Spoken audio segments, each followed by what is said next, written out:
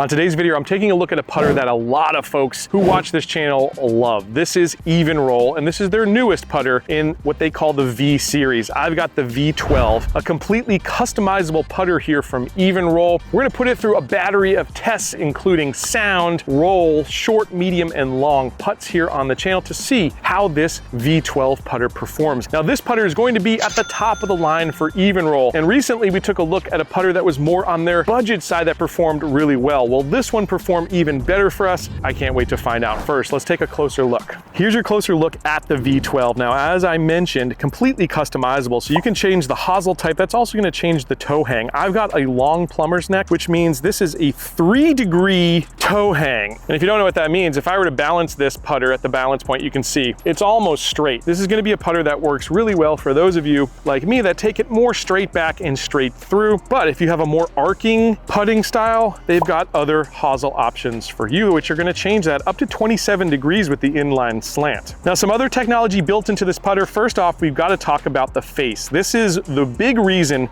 people have chosen Evnroll over the years. So what they call it is zero ball dispersion, meaning if you were to strike this off the heel, off the toe, or hopefully in the center there where those grooves are, you're going to get very even distance. You're going to get an even roll distance out of it. It's also got V-shaped channels that transfer energy, and I will say, we saw this on their other more budget line of putters. These grooves are pretty deep, and there's not a ton of grooves here on the putter face itself, which is an interesting design choice, but again, lends itself to the technology that Evnroll's promoting here. One thing I really love about this putter is this alignment line that runs from the face all the way to the rear. You've got these wings here, which you can see are attached or affixed here by some hex screws. Again, a lot of face shapes available in this line of V putters. This is, again, the V12. One thing here that I think is really great is this circle that's cut out of the bottom of the mallet here, and you can see it's to pick up the gimmies. We'll talk about that here as we go. The shaft on this, a nice lightweight graphite shaft that's built for stability. Again, gonna give you the best chance of keeping putts online. And then Evnroll really has some of the best grips in the business, a nice, thick, meaty grip. Basically a pistol style on this one, but they've got some other options for you on the website to choose from. So really top of the line here for Evnroll. The first thing I wanna test here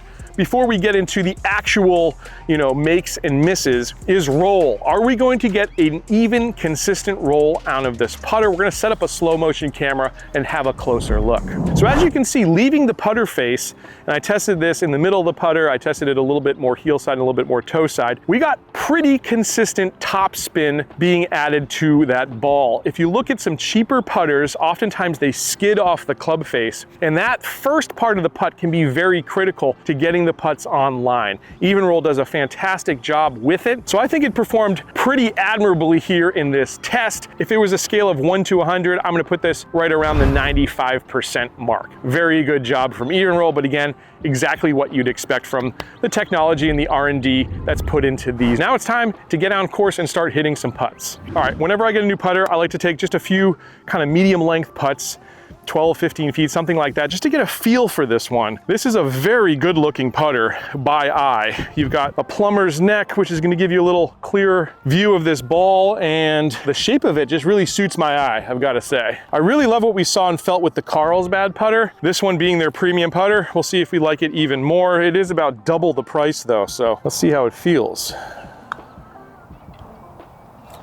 Not quite as much pop off the face as some of the putters we've tested, but it felt great. I'm gonna give it a little bit more. This putter's got a little bit of a ting to it. The sound's definitely a little higher pitched than we saw with the Carlsbad.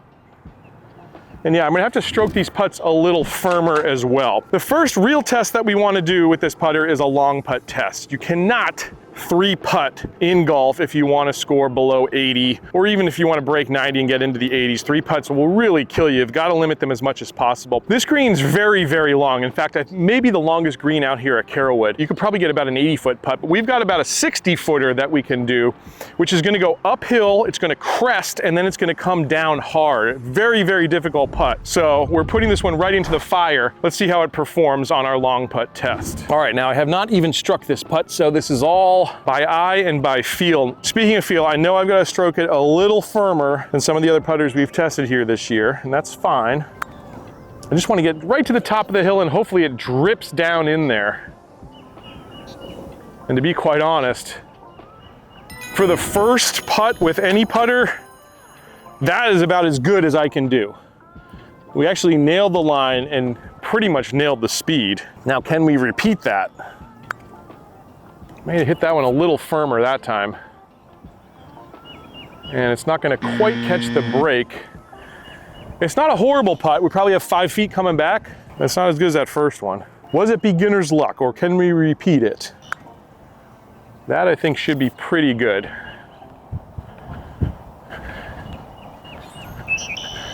Yeah, so 2 out of 3 of those really just stellar. Again, that's about as hard of a putt as you will have on this golf course at least. And let's see if we can make the third one.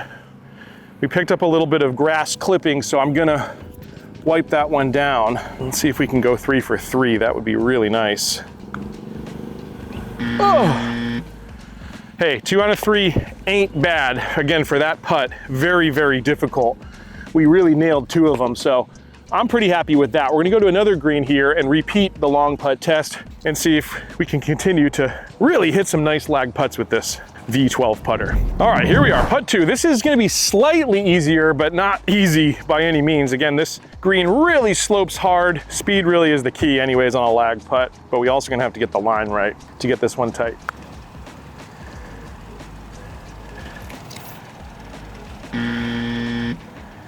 And I gotta hit it firmer. Definitely a more pronounced sound.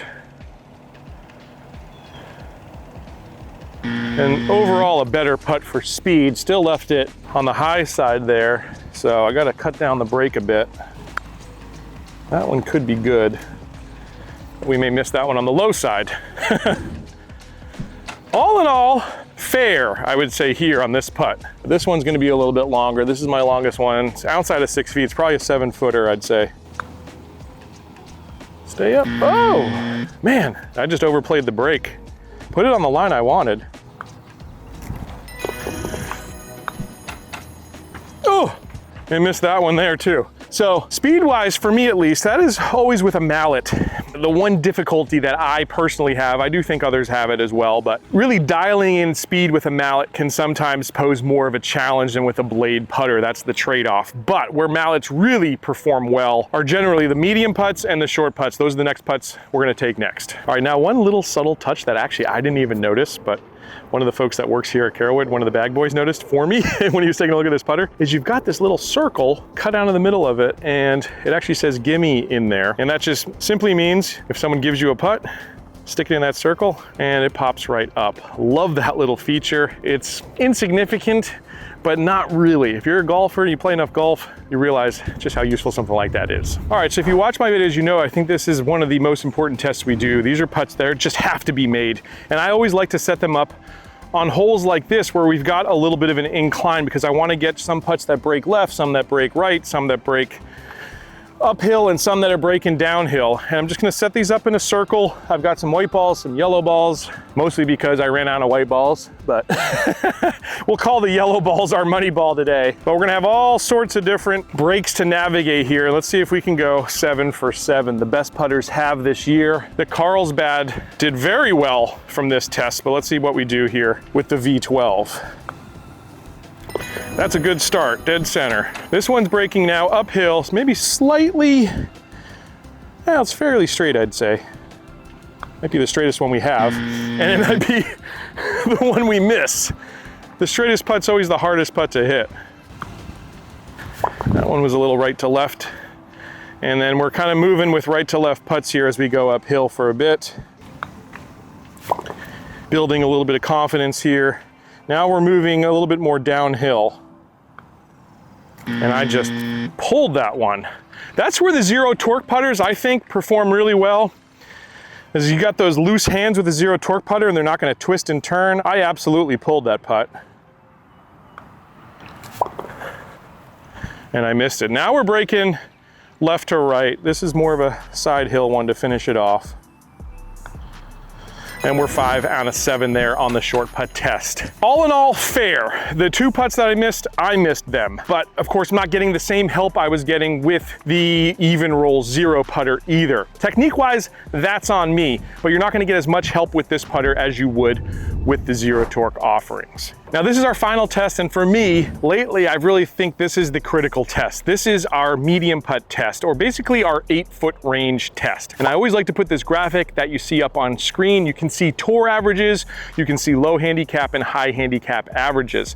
Basically, a tour player is going to make this putt right around 50%, maybe a little bit under. But your amateur and your higher handicaps are only gonna make this putt 33% of the time. So if we can make 1 or 2 more of these putts in a round, again, we can really see significant results, and that's when I think a putter is really working for us. So what I'm gonna do is walk off 3 stations. We're gonna set up 8-foot putts, again, from 3 different locations. We'll have 1 white ball, 1 yellow money ball, and we're gonna see if we can improve and get a little bit closer to that pro average of 50%. I haven't taken any other putts, so these are my first putts. After I hit this one though, I'll have a little better idea of the line. Well, hopefully I nailed the first one, but definitely hope I nail the second one. Ooh, that is a good start.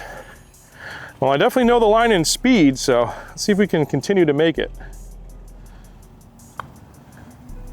Yes, sir. If you were to see a close-up of that putt, I struck the first one more about there, and I can feel it. You get instant feedback where you're hitting this on the putting surface of this face.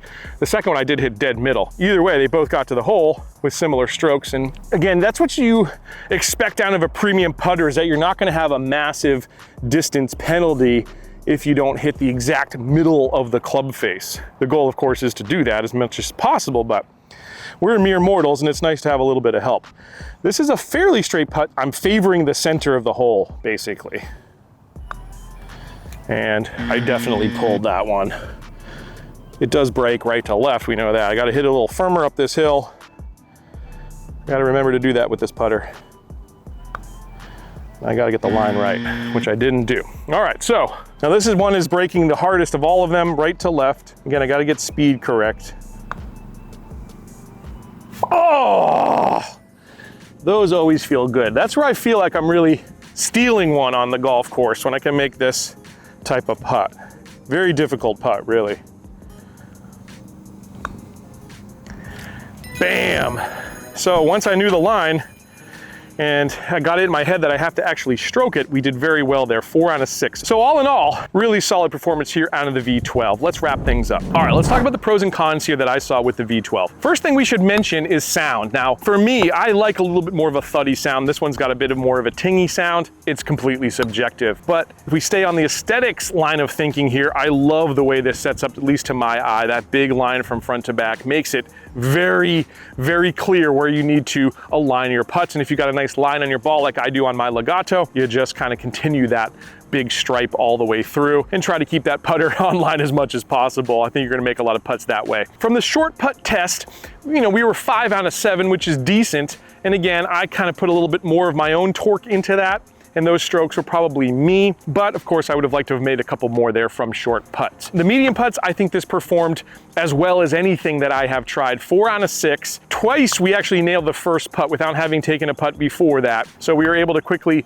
nail the speed and the line. That bodes very well for this one. I do think this face that Evnroll has is very even and consistent from toe, heel, and middle hits. I think that's one of the big selling points of Evnroll putters, and a reason that you should look at this brand. From the long putts, my best one was that first putt, and it was kind of downhill from there. But again, very difficult to dial in distances for me, at least, with a mallet. I'm normally a blade putter. I love the customizability options built into this one.